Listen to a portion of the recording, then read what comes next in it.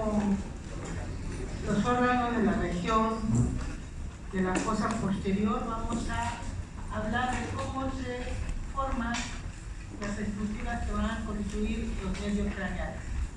Habíamos señalado ayer que los grupos nucleares que van a formar los núcleos de los nervios craneales se ubican cerca al piso del cuarto ventrículo y cerca de la línea media están los núcleos motores y por fuera los núcleos sensitivos. Hay núcleos motores somáticos, núcleos motores viscerales, generales, especiales. Hay grupos nucleares viscerales, sensitivos, generales, viscerales, sensitivos, especiales, somatosensitivo general y somatosensitivo especial. Y estos entonces van a constituir 10 de los 12 nervios craneales que tenemos. Entonces, vamos a esquematizar cómo se componen las diferentes columnas de actividad o de inervación motora sensitiva, somática, visceral.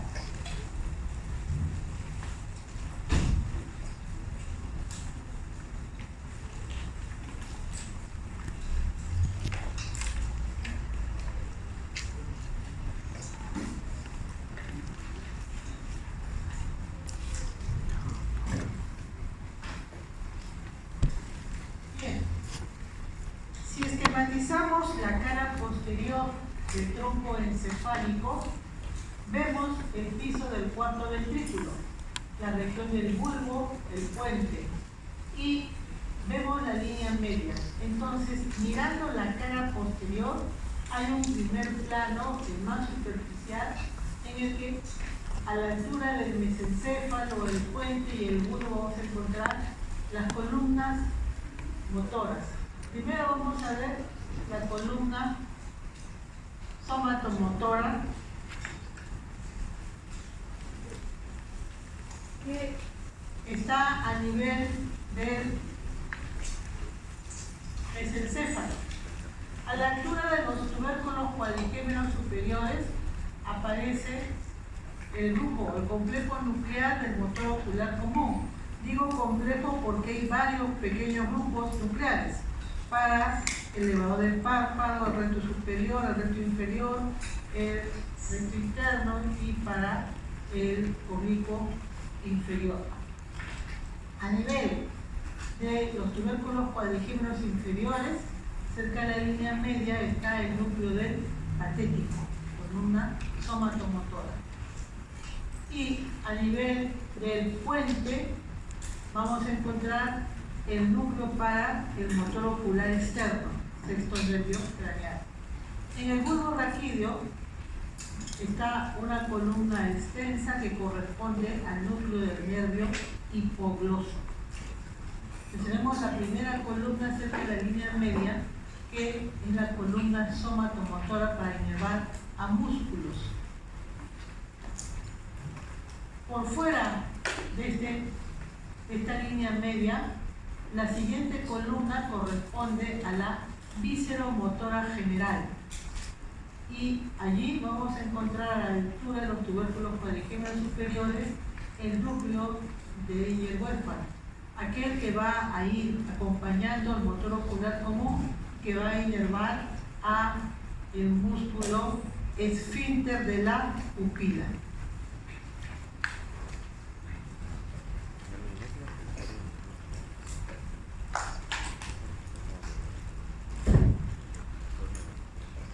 Luego, hacia la región del puente, encontramos el núcleo salival superior junto con el núcleo lacrimuconasal, que corresponde al nervio facial. Y luego, el núcleo salival superior. Estos dos grupos nucleares corresponden al facial. Columna visceromotora general a nivel del bulbo raquídeo, el núcleo salival inferior, que corresponde al nervio glosofalópico.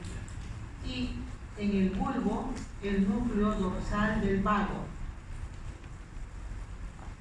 Todos estos van a dar inervación a músculo liso o a glándulas. Núcleo lagrimal para la glándula lagrimal, salival superior para las glándulas salivales submaxilar, sublingual y el salival superior para la parótida.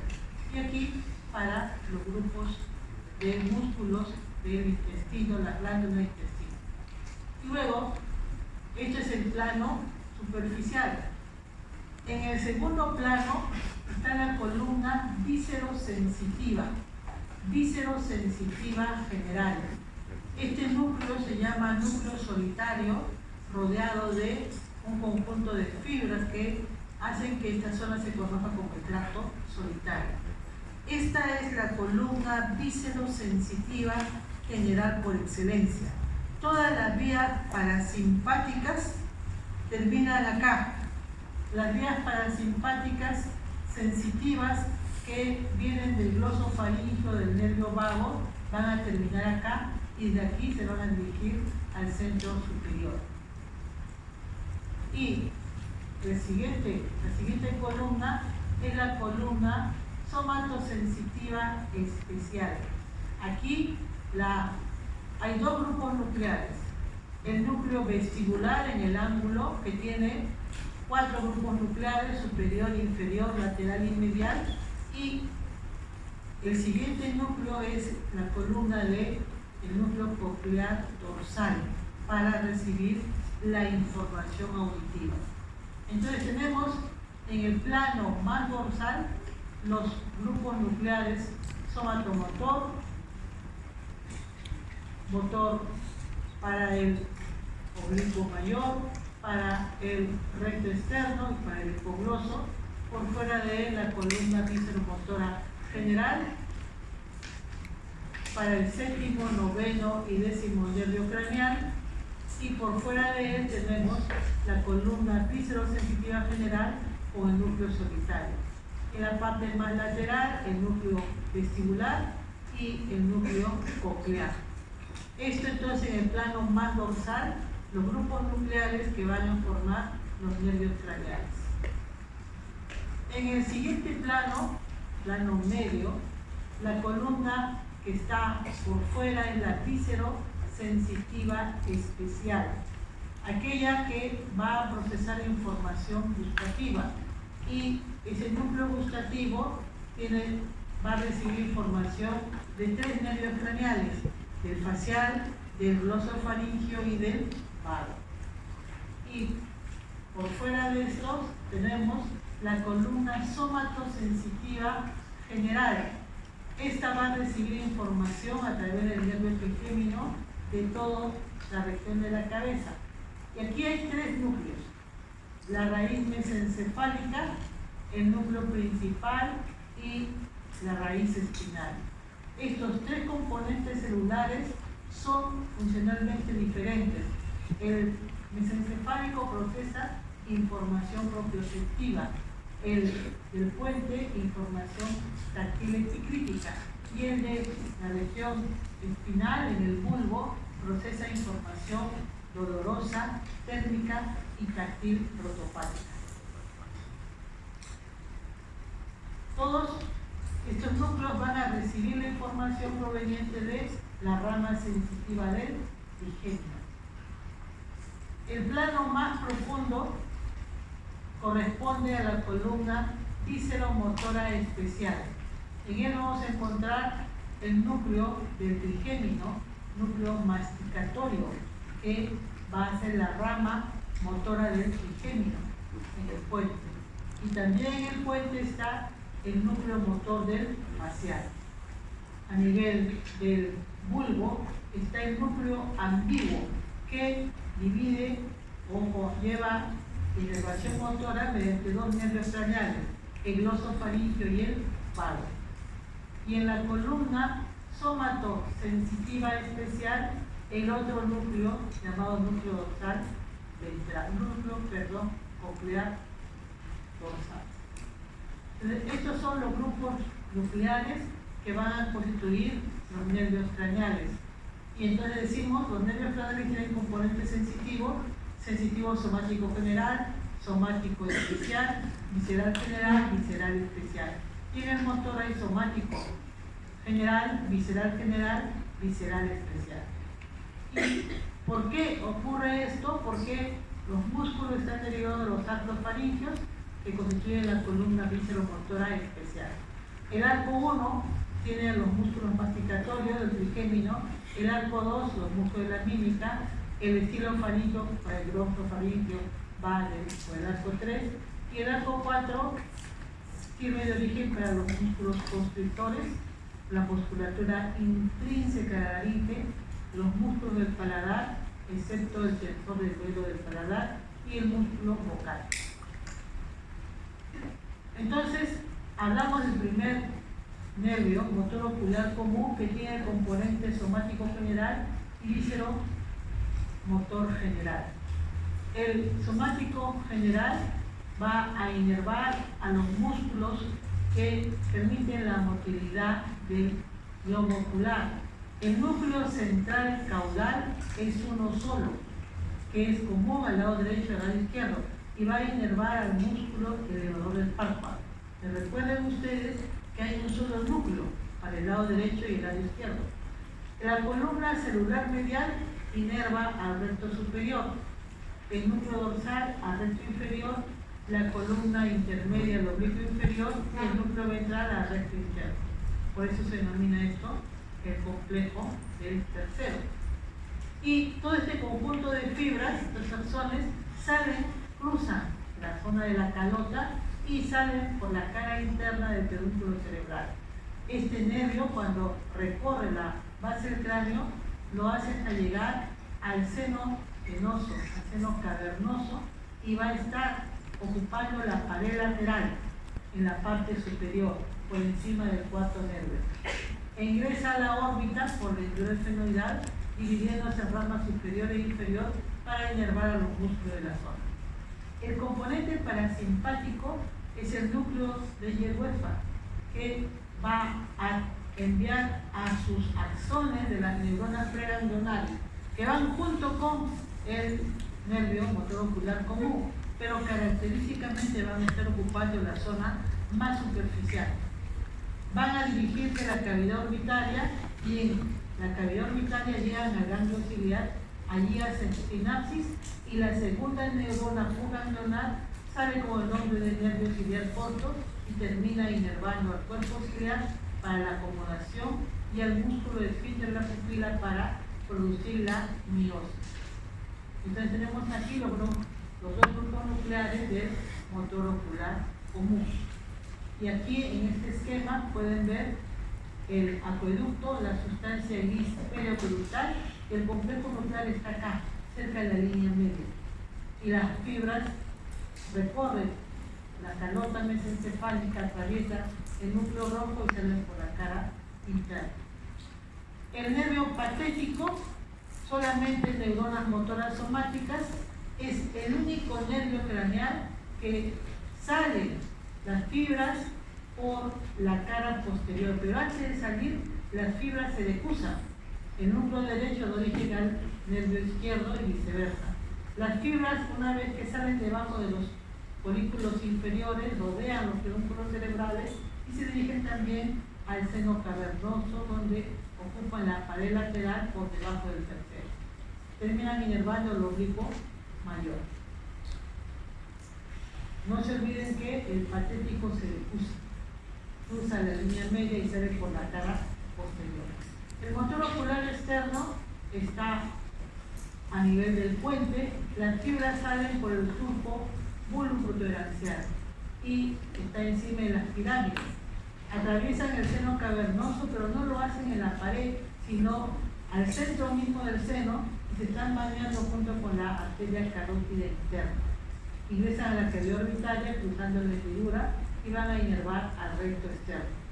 Es necesario señalar que este es el nervio que solo tiene un mayor recorrido en la cavidad craneana. Por lo tanto, es un nervio muy sensible a los cambios como son aumento de la presión intracraneana.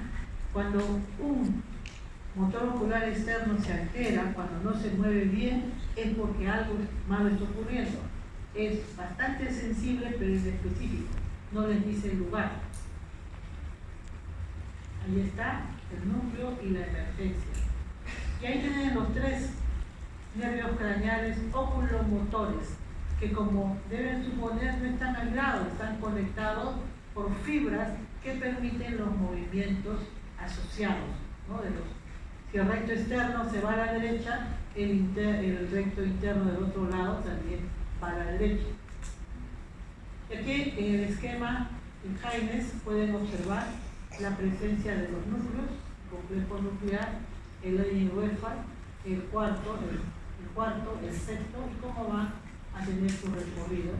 Y aquí en azul el núcleo víscero motor general. La presencia a nivel de la cavidad craneana, hemos señalado que están ingresando, aquí está el ganglio ciliar y aquí está llegando la fibra preganglionar y luego cae la fibra postganglionar para inervar la musculatura lisa, componente parasimpático. Vemos al oblicuo mayor, al recto externo y todas las demás son ramas del motor ocular común. Una vista sagital, como llega el motor ocular, se divide en dos ramas para inervar los músculos de la zona, el recto externo y el paquete. El trigémino es un núcleo también, es un nervio mixto, tiene un componente motor y otro sensitivo. El sensitivo recorre la inervación de la piel de toda la cara, el borde de la mandíbula, un dedo por delante del borde posterior del macetero, ¿no? Y una línea que pase a nivel del punto más alto de la cabeza, el vértex. Toda esta zona entonces corresponde sensitivamente al trigémino. Pero no solamente la piel, sino también las mucosas que tapizan las cavidades, como son de la nariz, de la boca, los senos paranasales, ¿no? La córnea, la conjuntiva y especialmente la dura madre que está tapizando la fosa anterior y la fosa media. Hay tres ramas que recogen la inervación sensitiva que implica dolor, temperatura, tacto protopático, tacto epicrítico, propiocepción. Y la primera neurona sensitiva está en el ganglio gáser o ganglio semilunar. El componente somatosensitivo general, entonces, decimos, tiene su primera neurona en el ganglio de Gáser y la segunda neurona en las raíces que acabamos de mencionar. Si bien el trigémino tiene tres ramas que hablan de la ubicación del territorio del que recoge la inervación, los tres núcleos que están en el tronco tienen una diferenciación funcional. Cada uno recoge diferente tipo de información. Y aquí miren ustedes, cuando hemos esquematizado, la raíz espinal es bastante amplia, por lo que la información dolorosa tiene una amplia representación. Toda esta información sensitiva ha de llegar luego al tálamo. El componente víscero motor especial es el que va a inervar a los músculos masticatorios, como son macetero, temporal, pterigoideos interno y externo, pero además al vientre anterior y gástrico y al músculo del martillo. Y aquí tienen entonces los componentes sensitivos, ¿no?, del trigémino y el núcleo motor. Y así vemos llegando la rama sensitiva, emergiendo la rama motora. Este es el punto más alto, el vértex, traza una línea vertical que cruza por delante del conducto auditivo externo y luego unido por delante del borde posterior de la mandíbula. Todo este es el territorio del trigémino. Quinto 1, quinto 2, quinto 3. Y recuerden ustedes, la rama oftálmica cubre la región del párpado y el dorso de la nariz. La rama maxilar cubre la región geniana y la comisura labial del labio superior. Y la rama mandibular, todo lo que está del vértex para atrás es territorio cervical.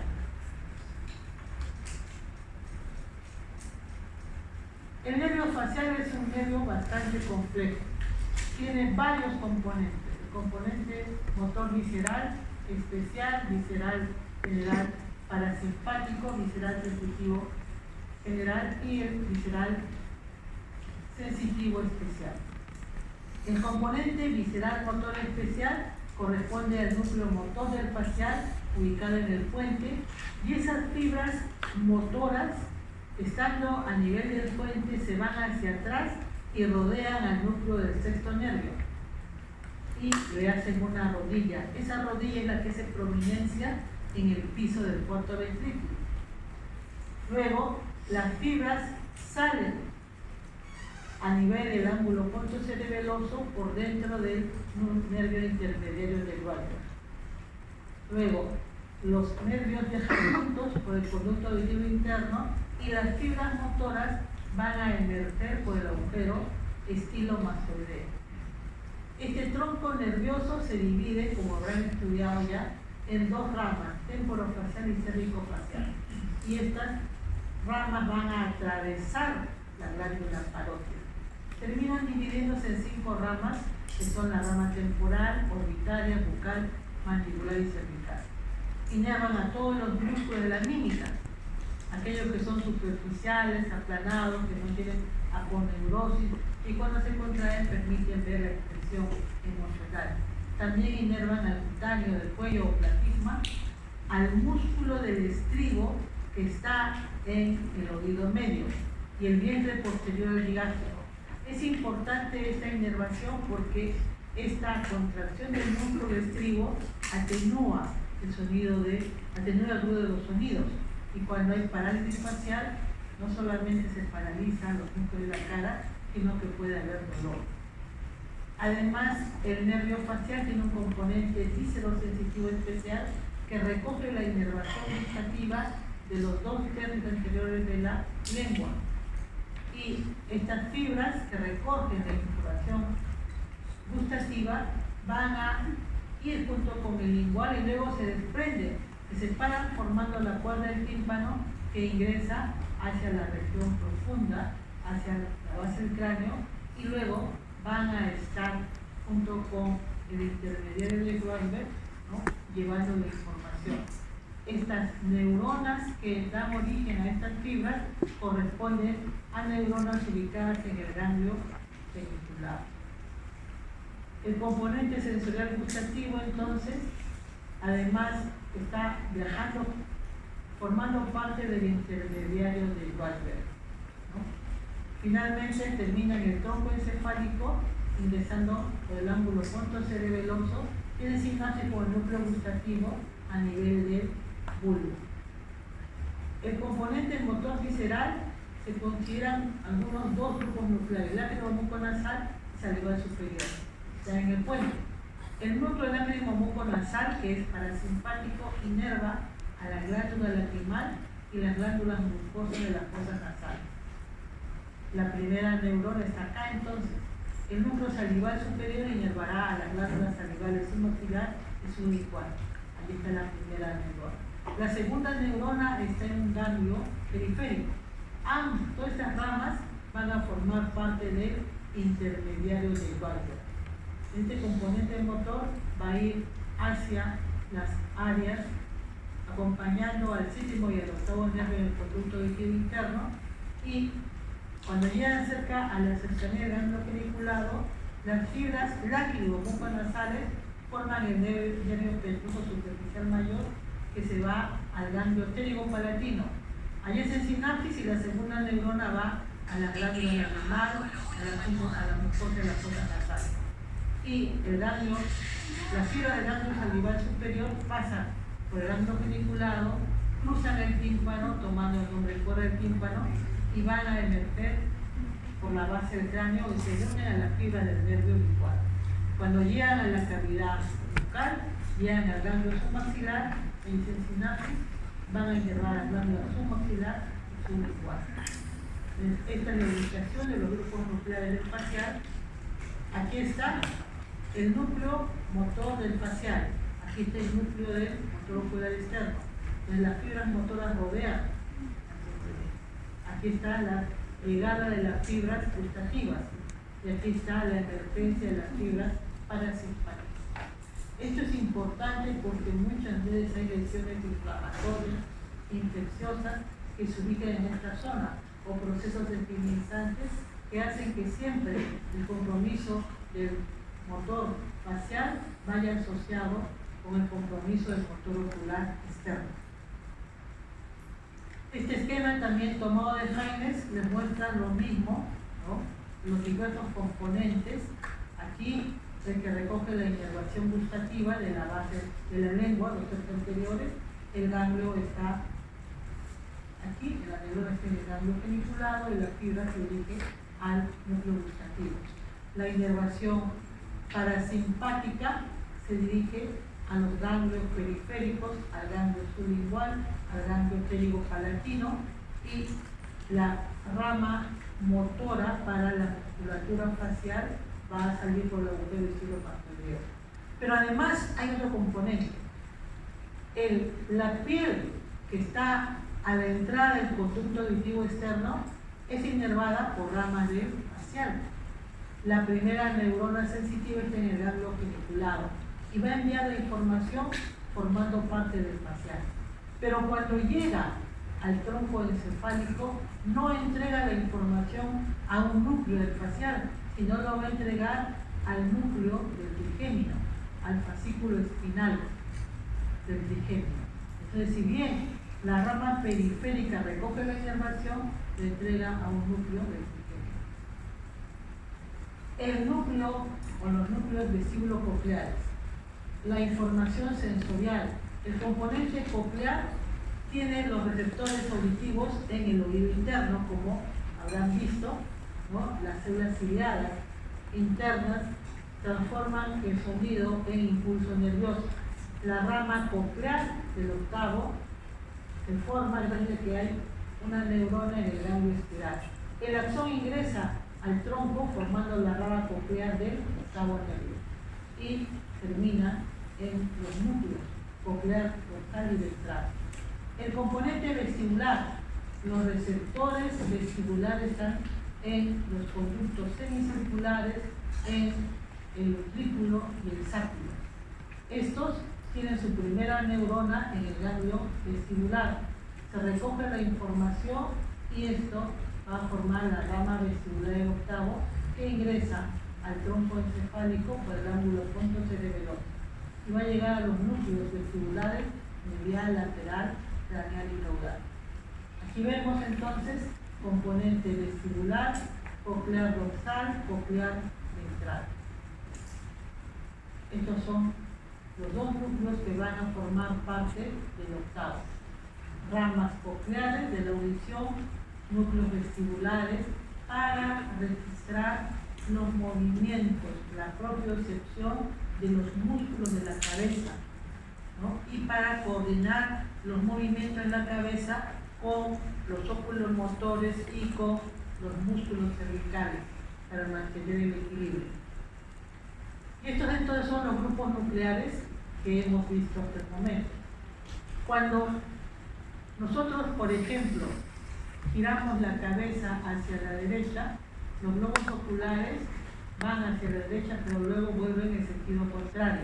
El movimiento reflejo es ese. Eso está inhibido en la persona que está despierta, alerta.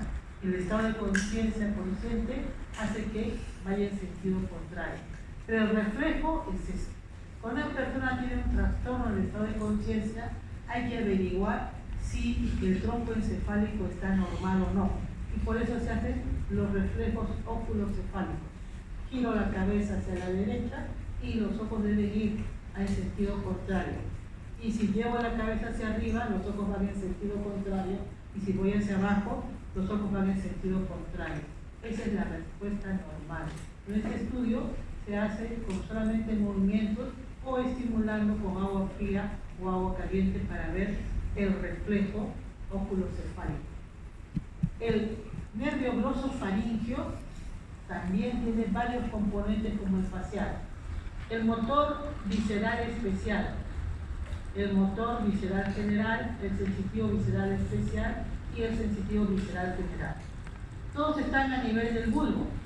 El motor visceral especial forma parte del núcleo ambiguo motor y va a inervar al músculo estilo ambiguo. El motor visceral general parasimpático tiene a las neuronas en el núcleo salival inferior y va a inervar a la glándula parótida. La fibra preganglionar sale, ¿no?, de la cavidad orbitaria, va al ganglio óptico, hace sinapsis y la segunda neurona inerva a la glándula parótida. Es importante recordar entonces que el nervio facial cruza la glándula parótida, pero no lo inerva. Quien inerva es el gloso faríngeo. El componente sensitivo visceral general, ¿no?, son neuronas que están en el ganglio inferior. Estas neuronas recogen la información que está en los receptores del seno carotídeo. Aquí en la división de la carótida hay un sensor llamado vagoreceptor. Cuando cae la presión, cuando disminuye la frecuencia cardíaca, inmediatamente las fibras terminales de la neurona que tiene el ganglio inferior informan de esto hacia el sistema nervioso central. Este seno carotídeo es un sensor que informa sobre esta posibilidad de pérdida de la presión. También recoge información de la glándula parótida, de la faringe. Toda esta información que recoge el glosofaringio va a llegar al núcleo sensitivo visceral por excelencia. ¿Cuál es? El núcleo solitario en el bulbo. El núcleo sensitivo visceral especial es aquel gustativo que recoge la inervación del tercio posterior de la lengua. La primera neurona entonces va a estar entregando la información al núcleo gustativo. El núcleo glosofaringio se compone la sensibilidad general somática, también recoge la información del conducto auditivo externo y va a enviar la primera neurona en el grado superior y va a llegar al tronco, al bulbo, pero va a entregar la información al núcleo del genio. La fibra del nervio, ¿no?, va a emerger por el surco postolivar y sale de la cavidad craneal por el agujero rasgado posterior. Estos son los grupos nucleares del glosofaringio. Y vemos el componente parasimpático para la parótida, el componente víscero motor especial para el estilo faríngeo, la llegada de la información gustativa, la llegada de la información víscero-sensitiva general. Esta es también una lámina tomada de Haines, señalando el núcleo salival inferior, ¿no?, primera neurona, segunda neurona y neurológico a la parótida. Recojo de la información gustativa una neurona en el ganglio que llega al núcleo gustativo.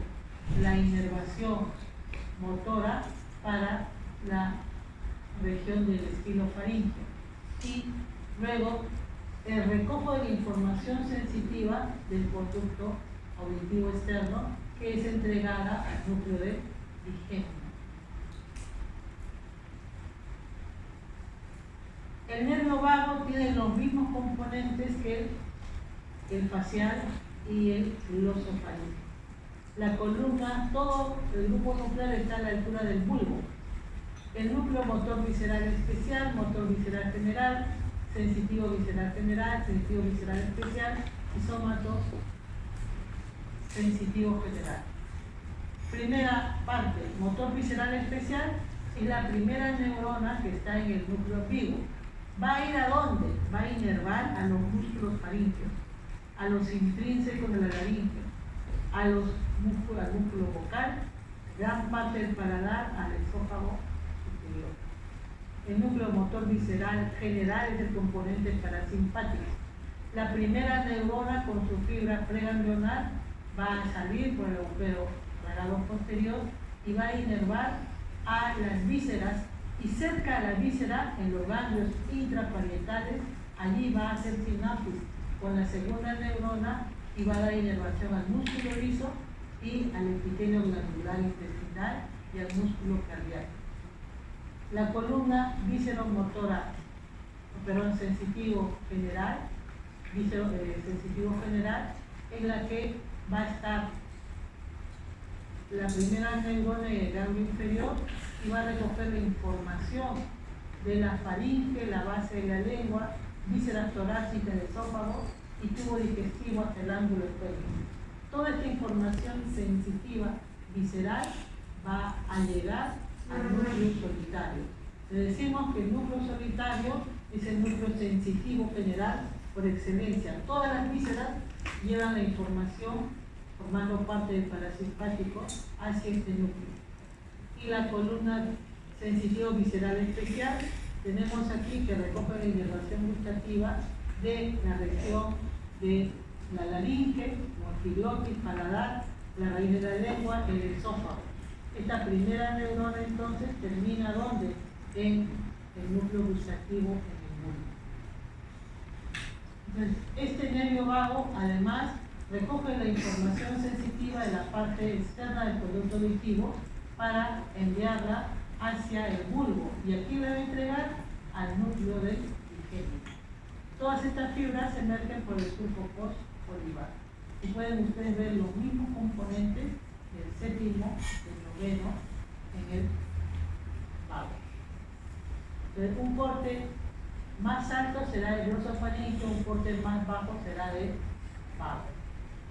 Ahí tienen todos los componentes tomados de la lámina B. Aquí está el núcleo ambiguo, inervando músculo faríngeo, intrínseco de la laringe, vocal, gran parte del paladar, esófago superior, el componente parasimpático, llegando a los ganglios intraparietales para músculo liso, epitelio glandular, el tubo digestivo y músculo cardíaco. La parte de gustativo y luego la parte que hemos mencionado de recojo de la información sensitiva. El nervio espinal es un nervio motor somático general. Las neuronas están formando parte de las anteriores de la médula cervical y estas fibras van a salir y van a subir hacia la cavidad craneana y van a ir acompañando al vago y van a salir por el agujero ratado posterior para inervar a los músculos trapecios y esternocleidomastoideo. Aquí vemos entonces, van a estar en la parte inferior, ¿no? El núcleo del nervio espinal y van a salir y van a ascender junto con el nervio vago. El hipogloso es un núcleo motor somático general que está ubicado en el bulbo raquídeo. Las raíces salen por el surco preolivar, salen por el agujero condilo anterior de la cavidad craneana e inervan a todos los músculos intrínsecos y extrínsecos de la lengua. Cruzan desde la zona del piso del cuarto ventrículo, cruzan toda la calota y emergen por el surco preolivar.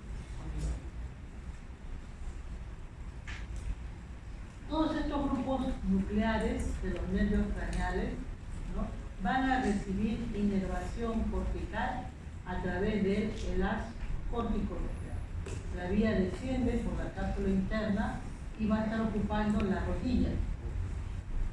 Y conforme llegan a los núcleos, van a entregar una inervación cortical para el mismo lado, al núcleo del mismo lado y al del lado opuesto.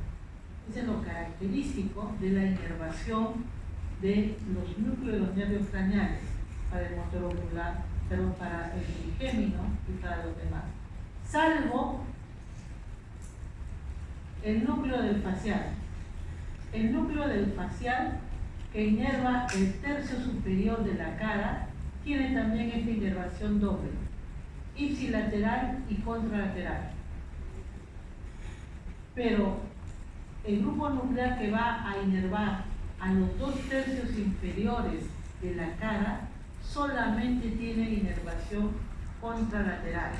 Esta es una diferencia importante porque si hay una lesión del haz córtico nuclear que va al facial, se va a producir una parálisis contralateral del cuerpo y también una parálisis contralateral de la cara, pero se van a afectar los dos tercios inferiores y los núcleos de la frente van a estar preservados. Estamos hablando del haz córtico nuclear o del haz de la cápsula interna. Pero si la lesión es a nivel del nervio periférico, ahí sí se compromete toda la hemicara. Por eso cuando se describe una parálisis facial hay que decir, ¿es toda la hemicara o son los dos tercios inferiores? Si ven comprometidos los dos tercios inferiores, eso es compromiso central. Si es toda la cara, es compromiso periférico. Muy bien, entonces esta es la inervación que viene desde la corteza cerebral hacia los nervios craneales periféricos. Estos son los diversos grupos nucleares que hemos mencionado, ¿no?, que van a estar a nivel del tronco encefálico, emergiendo, las raíces emergen a este nivel. Pero así como hay los reflejos medulares en los que con un martillo se golpea el tendón rotuliano y hay una contracción, esa simple acción de golpear con el martillo un tendón como es el del cuádriceps y tendría la respuesta de extensión, me habla de integridad de la vía sensitiva, ¿no?, de la vía sensitiva que forma parte de este reflejo. Me habla de la integridad a nivel de la médula para la respuesta. Me habla de integridad de la vía motora para inervar al músculo cuádriceps. Entonces, la importancia de los reflejos es esa, que me permite ver integridad de la vía aferente, del centro reflexógeno y de la vía eferente. Lo mismo ocurre con el tronco encefálico. Hay vías que entran hacia el tronco encefálico, hay centros de reflexión, de procesamiento y hay vías de salida. Tenemos el reflejo fotomotor, el reflejo consensual, el reflejo corneal, el reflejo vestibular, óculo-cefalogiro, reflejo de latón, reflejo nauseoso, reflejo silioespinal. El reflejo nauseoso probablemente todos lo han visto cuando se introduce una cuchara hacia la parte posterior de la faringe, hay una arcada para rotar, ¿no?, el estímulo. Muy bien. El más conocido y el más importante clínicamente es el reflejo fotomotor. Saben ustedes que el globo ocular tiene varias capas. La capa más interna es la capa de la retina, donde están los fotorreceptores. Entonces, a esta cámara ingresa el haz de luz a través de una ventana que es la pupila. Esa ventana aumenta o disminuye de tamaño por el estímulo parasimpático. Si hay un medio que tiene poca luz, entonces el sistema nervioso visceral inmediatamente abre la ventana. Si hay mucha luz, cierra la ventana. ¿Y cómo lo va a hacer? Yo coloco acá un haz de luz y la luz ingresa, estimula los fotorreceptores. La vía visual, el nervio óptico recoge la señal y la vía visual se dirige al lóbulo occipital. Pero un grupo de fibras, mediante la comunicación del cuerpo geniculado lateral con el folículo superior, envía fibras aquí, al área pretectal. Y del área pretectal entonces hay una interneurona que se dirige al núcleo de Ingecuelfa. La primera neurona, la fibra intercalar, llega a la primera neurona del motor ocular común, a la neurona de Ingecuelfa. La fibra preganglionar se dirige a la cavidad orbitaria, formando parte del tercero. Hace sinapsis con la neurona del ganglio ciliar y la fibra postganglionar, con el nombre de nervio ciliar corto, se dirige al músculo esfínter de la pupila para disminuir el tamaño de la pupila. Es el reflejo fotomotor importante, vía aferente,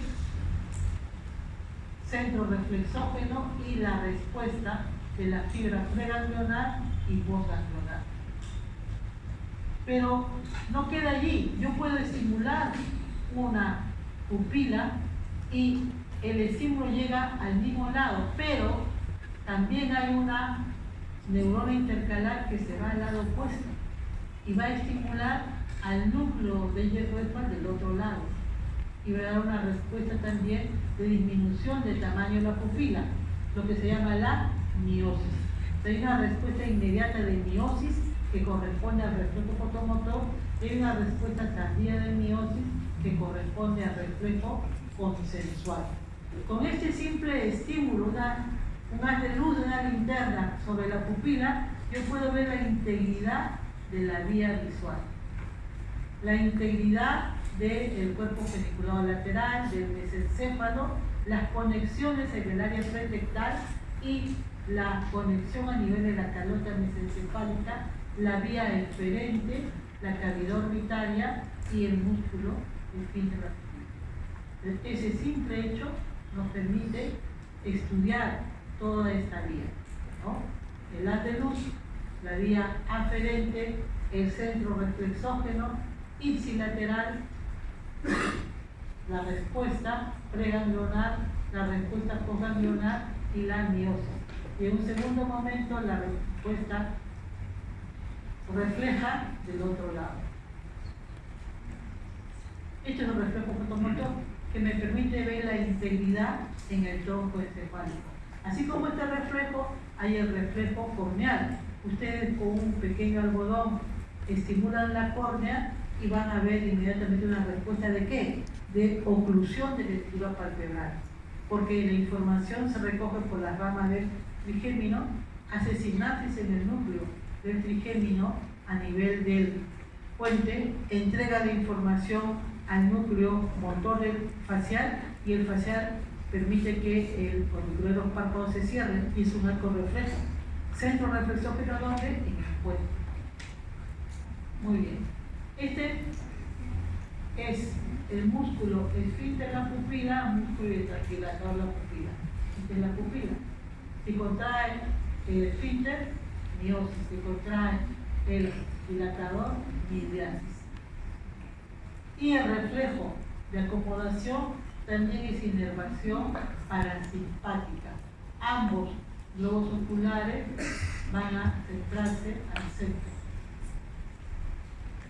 Así como hay inervación parasimpática, también hay inervación simpática que va a inervar al músculo dilatador de la pupila, pero eso sale de ¿dónde? De la médula espinal.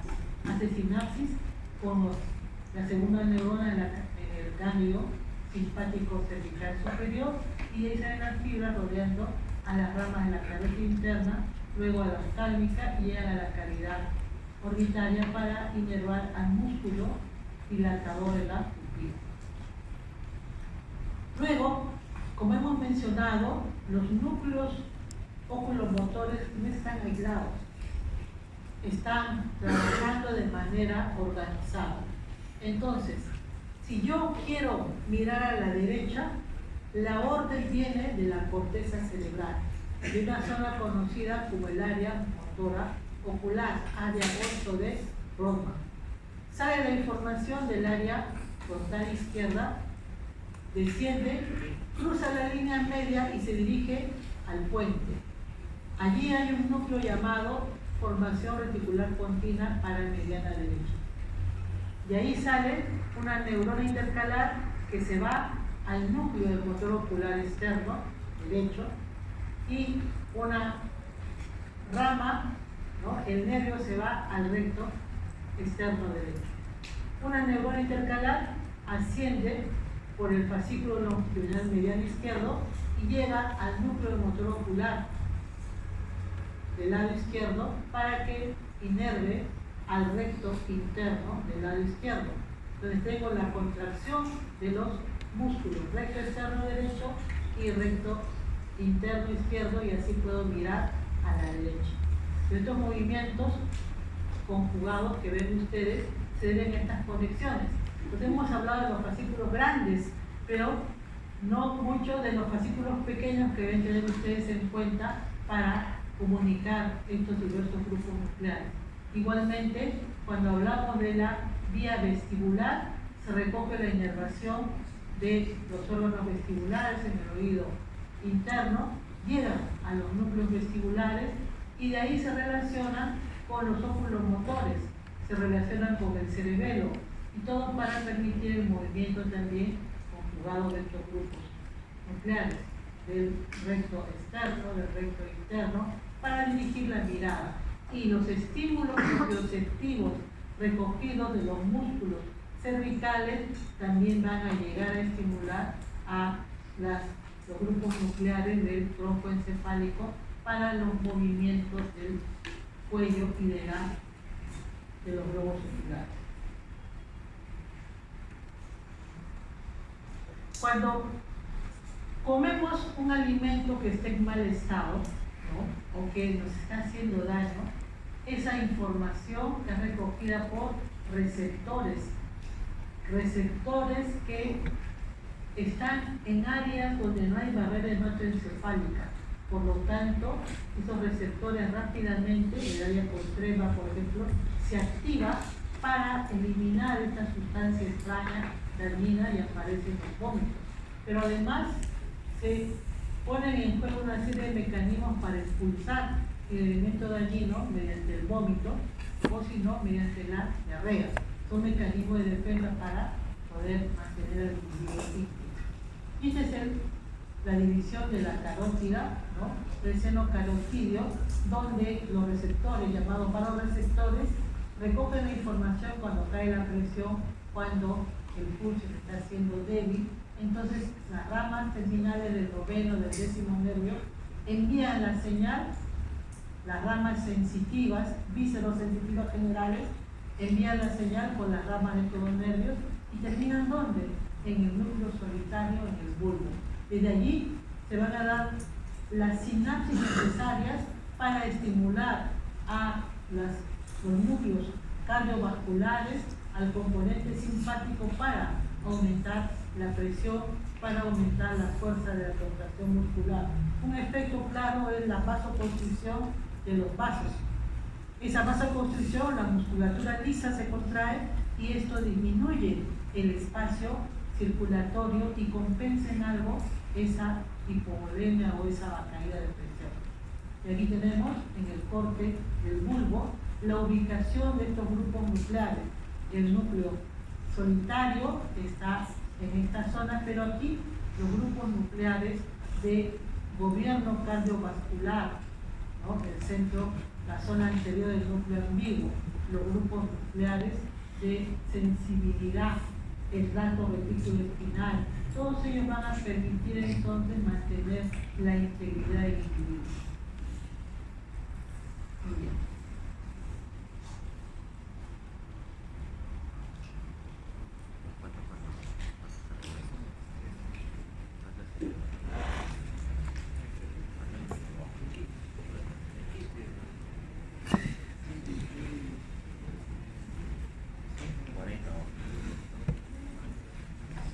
Órgano que debemos estudiar hoy día es el cerebelo, órgano ubicado en la fosa posterior cubriendo la cara superior del tronco encefálico.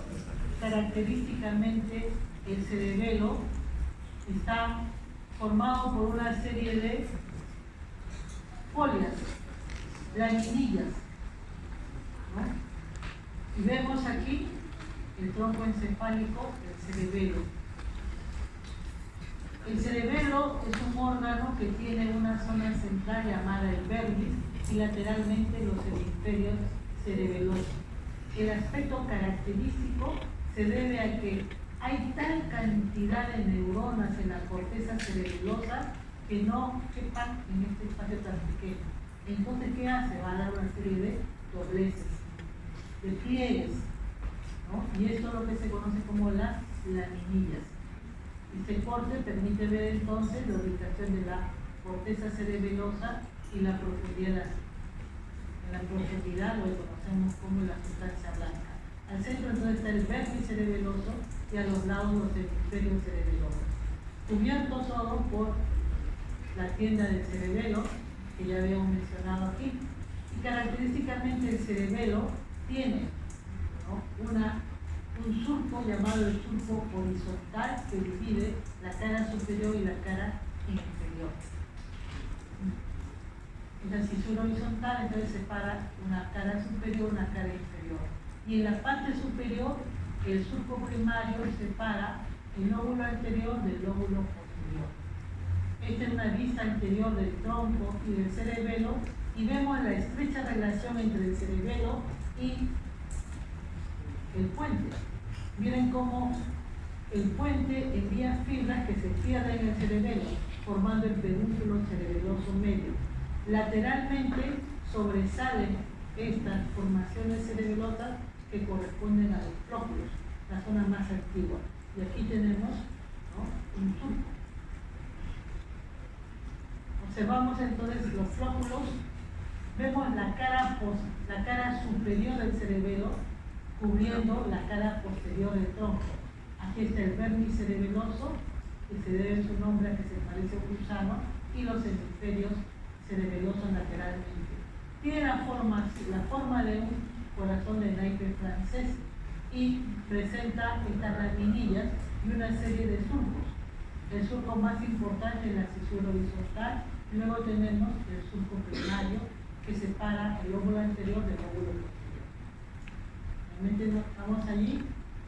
En la región medial, en el vermis cerebeloso, vamos a reconocer el lobulillo central, la zona más elevada del culmen, luego la zona del declive y una zona inferior conocida como fólium.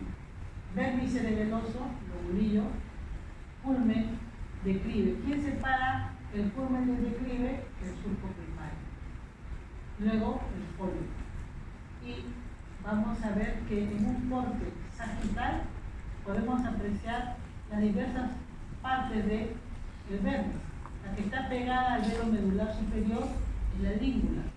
Luego tenemos el lobulillo central, el culmen, el declive, el fólium, luego tuber, la pirámide, que es la parte más voluminosa, la úvula, y luego el nódulo. Estas son las partes que se ven en un corte medial del cerebelo. El vermis cerebeloso, del cerebelo en general, decíamos, tiene una división cuando lo vemos por la cara superior e inferior, vermis y hemisferio. Pero cuando hacemos una división transversa, podemos apreciar que hay tres lóbulos, ¿no?, separados por los surcos primarios, surcos posterolaterales. Este es un corte que permite ver la corteza cerebelosa y la sustancia blanca. Esto es un corte a nivel del vermis cerebeloso y les permite ver esta serie de pliegues de la corteza cerebelosa que le da el aspecto de un árbol, de ahí el nombre de árbol de la vida que se le ha dado. Y vemos claramente el nombre. Esta es la cara superior y la cara inferior del cerebelo. Cara superior, vermis cerebeloso, hemisferio cerebeloso, zona anterior y cisura posterior. Cara inferior, aquí se ve mejor la zona central que se parece a un gusano. Cara inferior, entonces, mostrando estas formaciones que son las amígdalas, el lobulillo digástrico. Vamos a verlo en mayor detalle. Cara superior encontramos el lobulillo central, el vermis, el culmen, luego el declive, separado por el surco primario. Y la última parte es el fólium. Lateralmente a estas partes del vermis vamos a ver las alas del lobulillo junto con el lobulillo central, el lobulillo cuadrilátero anterior al lado del culmen, el lobulillo cuadrilátero posterior al lado del declive y el lobulillo semilunar superior al lado del fólium. Estas son las divisiones de la cara superior del cerebelo. La cara inferior presenta la língula hacia la parte superior, el nódulo y la úvula en el vermis, la pirámide, que es la zona más elevada, y el túnel. Al lado de esto, en los hemisferios cerebelosos tenemos, junto con el nódulo, los flóculos a ambos lados, junto con la óvula, la amígdala, que es la zona más peligrosa, porque cuando hay aumento de presión intracraneana o aumento de una masa, estas estructuras tienden a desviarse, a salirse de la cavidad de la fosa posterior. La pirámide va con el lobulillo digástrico y el tubercle con el lobulillo cerebral inferior. Morfológicamente esas son las divisiones del cerebelo. Luego tenemos la cara anterior, donde encontramos el nódulo, la óvula, la pirámide, los flóculos que van junto con el nódulo, la amígdala y el lobulillo digástrico. Hacia arriba, la língula, el lobulillo central y la sala del lobulillo. Y aquí encontramos los pedúnculos cerebelosos, superior, medio e inferior. La válvula de Luzán, cerebelo medular superior, entre los dos pedúnculos cerebelosos superiores. Los pedúnculos cerebelosos, entonces, como hemos mencionado ya anteriormente, mantienen unido el cerebelo al tronco encefálico. Y ahí tenemos el pedúnculo cerebeloso inferior, que trae información de la médula espinal, ¿no? Pero también va a recoger información del bulbo hacia el cerebelo. El pedúnculo cerebeloso superior, que trae información desde el mesencéfalo, pero mayoritariamente va a ser un centro de vías eferente. El pedúnculo cerebeloso medio, importantísimo porque trae información de los núcleos continuos hacia el lóbulo posterior. Son vías aferentes, principalmente el pedúnculo cerebeloso inferior, medio, y vía eferente principalmente, pero no exclusivo, el pedúnculo cerebeloso superior. Y aquí vemos entonces las vías de entrada aferentes, las vías eferentes. Morfológicamente, entonces, el cerebelo viene a ser un derivado de la región romboencefálica. El metencéfalo, que es una de las vesículas, da origen al puente y al cerebelo, la parte dorsal. El cerebelo, entonces, en realidad, en sentido estricto de la palabra, es una estructura sensorial, sensitiva, porque recoge toda la información propioceptiva. Y en base a esa información propioceptiva va a enviar las señales para la actividad motora. Entonces, existe una zona antigua llamada anticerebelo, una zona más reciente llamada paleocerebelo y una llamada neocerebelo. La placa del cerebelo se flexiona, se dobla a la mitad gracias a la cisura horizontal, de manera que al centro queda el vermis con la porción del lóbulo anterior, luego separado del resto está por el surco posterolateral, está la región del anticerebelo con el nódulo del flóculo. Vamos a ver entonces nuevamente las divisiones de esto. El lóbulo anterior es toda la zona en rojo que ven, ¿no? Y el lóbulo posterior en verde. Lobulillo central, culmen, corresponderá el lóbulo anterior, declive, folio al lóbulo posterior, el lobulillo cuadrangular, el lobulillo simple, semilunar, son partes del cerebelo que ya hemos visto. En la cara inferior, nuevamente los pedúnculos cerebelosos, superior, medio, inferior. Este es el cuarto ventrículo y este es el velo medular superior, uniendo ambos pedúnculos cerebelosos superiores. También hay un velo medular inferior, conocido como válvula de Tarim, que ayuda a cerrar el techo de este cuarto ventrículo. Entonces, la cisura posterolateral separa esta área en azul, que es el anticerebelo. Ahí tenemos al nódulo y a los flóculos. Y luego tenemos el lobulillo central, la língula, la sala del lobulillo que corresponde al lóbulo anterior. Y todo lo demás es lóbulo posterior. El surco posamigdalino, el surco posterior, posamigdalino, y vamos a ver acá que está la úvula, la amígdala, la pirámide del lóbulo digástrico, y vamos a ver que se relacionan estas partes. Se estudia finalmente con el lóbulo semilunar. Esta es la división morfológica. Lo mismo para que vean que la zona central del vermis y las zonas laterales de los hemisferios cerebelosos. Lo importante es la sistematización. La sustancia gris, la cantidad de neuronas en el cerebelo es tan grande, decíamos, que supera ampliamente su espacio y por eso se forma una corteza tan flexionada. Entonces, hay una corteza cerebelosa y hay núcleos grises centrales. La corteza cerebelosa tiene tres capas: capa molecular, capa de célula de Purkinje y la capa de grano o granulosa. Y allí hay neuronas estrelladas, en cesta, células en grano, células de Golgi. La capa molecular entonces tiene varios tipos de neuronas que van a ser GABAérgicas y van a estar relacionadas con los núcleos centrales. Aquí vemos la corteza cerebelosa, la capa molecular, la base externa, tiene neuronas en cesta, neuronas estrelladas, luego está la capa de célula de Purkinje y estas son las neuronas más grandes, más voluminosas y más ramificadas, y está la capa profunda, granulosa, donde encontramos las células de Golgi y encontramos células granulosas. Las fibras van a ser de varios tipos, como vamos a ver luego.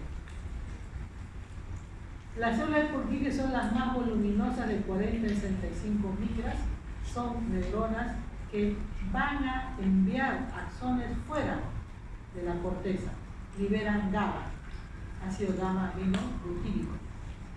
Estas son los cuerpos de las neuronas de Purkinje. Todo ingresa y todo llega a la célula de Purkinje, y la célula de Purkinje envía el axón que se dirige a los núcleos centrales. Esta es una célula de Purkinje, es una de las más hermosas, ¿no? Miren el cuerpo globuloso, su ramificación dendrítica y su axón.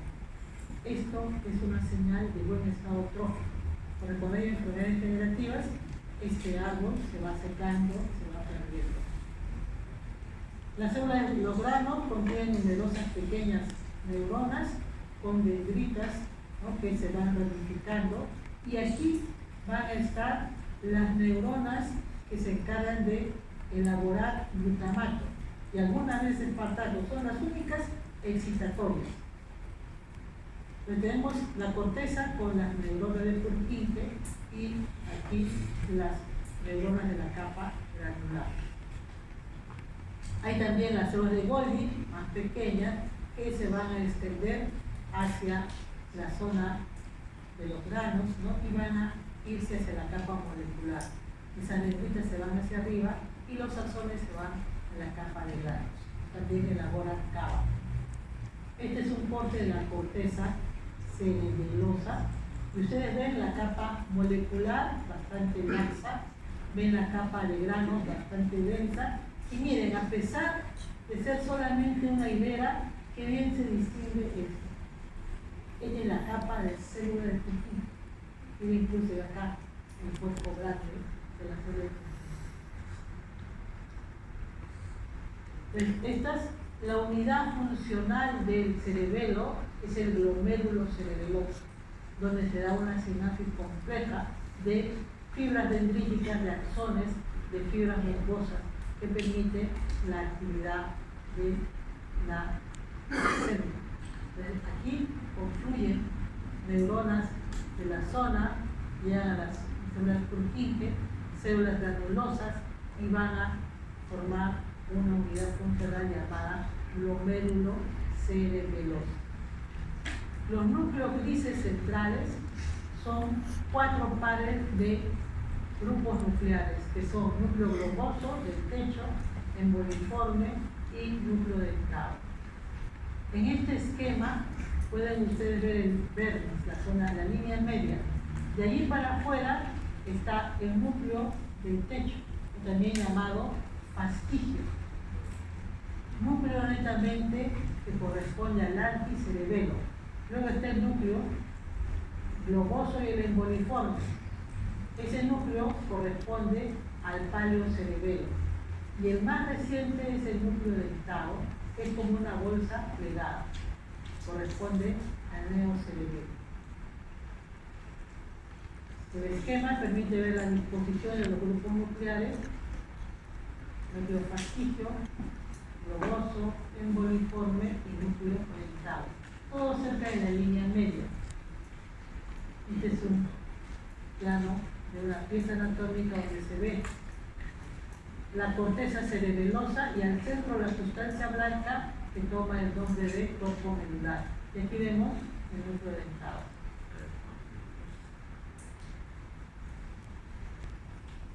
La sustancia blanca se organiza formando fibras aferentes y eferentes. Fibras rugosas y trepadoras son las que ingresan al cerebelo. Entonces, hay fibras de entrada que van a la corteza cerebelosa y las fibras de salida van de la corteza de la neurona del Purkinje a los núcleos centrales y de los núcleos centrales fuera del cerebelo. ¿Cuáles son los grupos nucleares que debemos tener en cuenta? En el tronco encefálico está el núcleo dorsal ventral, la oliva inferior, los núcleos porcinos, los núcleos vestibulares, el tálamo óptico, la masa, ¿no? La lámina cuadrigémina. Y en el cerebelo los núcleos profundos, como son núcleos del techo, globoso, emboliforme, dentado. Entonces, estos se van a relacionar. Las fibras rugosas van a ser producto de núcleos cerebelosos, ¿no? Núcleos corticales y de núcleos que vienen de la médula espinal, bulbo raquídeo, protuberancia, mesencéfalo y pretecho, todos gruesos. Y van a formar una roseta que va a ser el centro del glomérulo cerebeloso, que utilizan glutamato. Las fibras trepadoras se van a formar desde el complejo olivar vulvar del lado opuesto y van a terminar en la capa molecular. Esta fibra trepadora se va a envolver a la neurona del Purkinje y las fibras olivocerebelosas pueden ramificarse alrededor de estas neuronas que usan aspartato como neurotransmisor. Y luego también hay múltiples fibras aminérgicas o peptidérgicas que van a entrar hacia el cerebelo, llevando información noradrenérgica, serotoninérgica, histaminérgica, y van a terminar en la capa neural. Estas múltiples entradas van a estar modulando la forma en que se descarga la neurona de Purkinje. Entonces, decimos en resumen que al cerebelo van a ingresar el haz espino cerebeloso dorsal, el haz olivo cerebeloso y retículo cerebeloso, el haz vestíbulo cerebeloso. Estos haces van a ingresar, ¿no?, a través del pedúnculo cerebeloso inferior, desde el bulbo al cerebelo. Luego tenemos el pedúnculo cerebeloso inferior. Luego tenemos el haz espino cerebeloso ventral, que ha de ascender hasta el mesencéfalo. Allí se vuelve a deposar y luego, mediante el pedúnculo cerebeloso superior, ingresa al cerebelo. Luego, desde la corteza frontal, viene el haz, ¿no?, cerebro continuo, que termina en los núcleos del puente. Desde aquí, el haz pontocerebeloso se dirige al cerebelo mediante el pedúnculo cerebeloso medio. Y ahí tenemos las vías de entrada al cerebelo, las vías aferentes. Desde la corteza cerebral llega a los núcleos del puente al cerebelo, al lóbulo posterior, las fibras pontocerebelosas. desde la región del bulbo, de la oliva vulvar, las fibras vestibulares, todos ingresan al cerebelo. Las fibras eferentes, todas se originan en la corteza cerebelosa. Las células de Purkinje inhiben a los núcleos cerebelosos y los núcleos cerebelosos van a dar origen a las fibras que salen del cerebelo. Son excitadas por fibras trepadoras y musculosas. Aquí tenemos entonces todas las vías de salida. A través del núcleo dentado, para el tálamo, para el núcleo rojo y para las vías que van a llegar a la médula, ¿no? El núcleo 1 van a llegar al bulbo, el haz fascicio reticular, fascia, el haz fascicio reticular hacia la zona del paleocerebelo. Pero filogenéticamente hablando, el cerebelo se divide en tres partes. El arquicerebelo con el lóbulo flóculo nodular es el sistema vestíbulo cerebeloso, el más antiguo, y tiene que ver con el equilibrio. El paleocerebelo, que es el lóbulo anterior, es el sistema espinocerebeloso que tiene que ver con la coordinación de los movimientos. Y el neocerebelo es el lóbulo posterior que tiene que ver con el sistema cerebro-cerebeloso del aprendizaje motor. Entonces, el arquicerebelo, asociado con el equilibrio y coordina los movimientos oculares.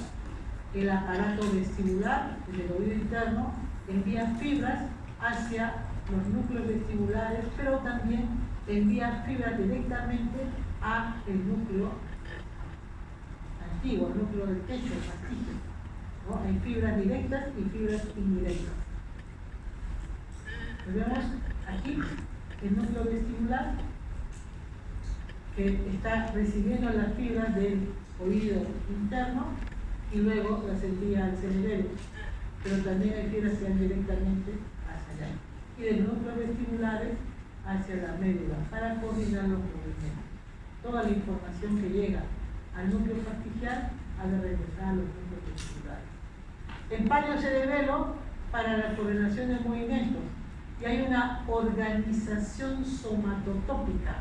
El miembro inferior está siendo representado en la zona anterior, el miembro superior y la cabeza en la zona posterior. ¿De dónde recoge la información? De los usos neuromusculares, órganos tendinosos de Golgi, que recogen la información propioceptiva, el desplazamiento articulado. Esta información entonces viaja por los haces espinos cerebelosos hasta llegar al bulbo y por el pedúnculo cerebeloso inferior hacia el cerebelo. Entonces tenemos la columna de Clark, que trae información del miembro inferior de C8 a L2, el fascículo espinocerebeloso directo que viaja hasta el lóbulo anterior, hemos dicho, y los miembros superiores recogen la información mediante el fascículo curneo-cerebeloso que ingresa por el pedúnculo cerebeloso inferior. El haz espinocerebeloso ventral es un fascículo de retroalimentación.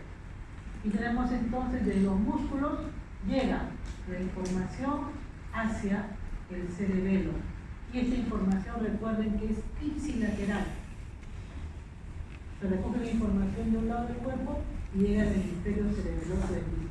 Desde la corteza cerebelosa a los núcleos globosos emboliformes, de ahí a los núcleos rojos, se produce la integración para la coordinación del movimiento. Entonces tenemos las vías ascendentes que van a integrarse a nivel del tálamo de los núcleos rojos. Y el lóbulo posterior, aprendizaje y almacenamiento de secuencias motoras. Toda la habilidad motora que vamos adquiriendo va a ir almacenándose, además de los ganglios basales. Hay entonces una vía aferente, córtico continuo cerebelosa. Esta vía cortical trae información sensitivo-motora, premotora y parietal posterior. Todo este haz termina en los núcleos continuos y de allí las fibras fotocerebelosas mediante el pedúnculo cerebeloso medio terminan hacia el lóbulo posterior del cerebelo. Y estas neuronas de Purkinje van a enviar la señal a los núcleos rectados, formando un haz que sale del cerebelo hacia el tálamo óptico, son las fibras dentotalámicas. ¿Saben por dónde? Por el pedúnculo cerebeloso superior. Las fibras tálamo corticales, ¿no?, van a ir del núcleo ventral lateral a la corteza motora, formando el circuito cerebro-cerebeloso. Entonces viene la vía córtico-cortina, termina en los núcleos del puente, de los núcleos del puente al lóbulo posterior, la corteza cerebelosa, de la corteza cerebelosa al núcleo dentado, del núcleo dentado al núcleo rojo, al tálamo óptico, de la corteza cerebral. Este es el circuito cerebro-cerebeloso. Entonces, toda esta organización en el cerebelo, decíamos, tiene una distribución somatotópica. En la zona medial, en el vermis, la inervación para las áreas axiales, el tronco, el cuello, ¿no?, y a la zona lateral para las extremidades. Y en la región del flóculo nódulo, la inervación para los óculos motores, para el equilibrio. Esta distribución es necesario tenerlo en cuenta. Las lesiones cerebelosas, entonces, van a alterar, si son mediales, el equilibrio, se va a perder la posición erguida, ¿no?, y se puede ir hacia los lados, lo que se llama la ataxia.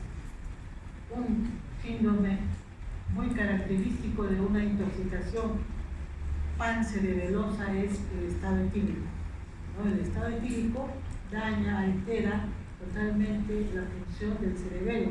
Entonces la persona no puede estar de pie, y para estar de pie tiene que separar los miembros inferiores, ampliar la base de sustentación, y si quiere dar un paso se va hacia un lado, hacia otro, y se puede caer. Y cuando habla partulentemente, no se le entiende, en la disartria cerebelosa. Y si le ven los ojos, van a ver que los ojos se mueven, porque hay cristal. Entonces, el que está en estado de ebriedad tiene un síndrome pancerebeloso.